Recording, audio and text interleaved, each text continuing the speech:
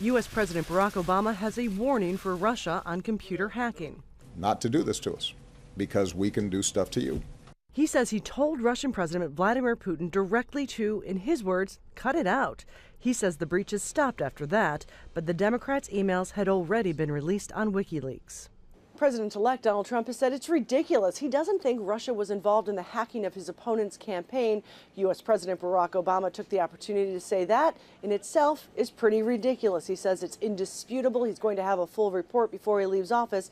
But he went out of his way to really say pretty negative things about Russia and its leader.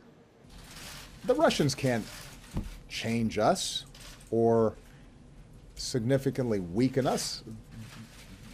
They are a smaller country, they are a weaker country, their economy doesn't produce anything that anybody wants to buy except oil and gas and arms. He's promised to retaliate, but didn't say how. Experts say additional sanctions are likely.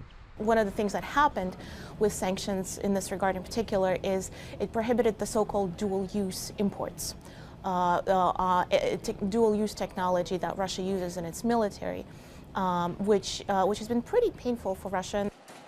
The president has been slammed by critics over his policies in Syria, saying the U.S. no longer has any influence, while rival Russia is now a major player. The president defended his actions, saying while he feels responsible for the pain, his priority is U.S. national security.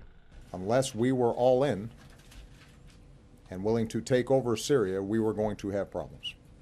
And that everything else was tempting because we wanted to do something and it sounded like the right thing to do, but it was going to be impossible to do this on the cheap. With that, the president and his family left for their last Christmas vacation in Hawaii. He leaves knowing when he returns, much of what he's done on Russia can simply be overturned by his successor, who's indicated that is exactly what he plans to do. Patty Culhane, Al Jazeera, Washington.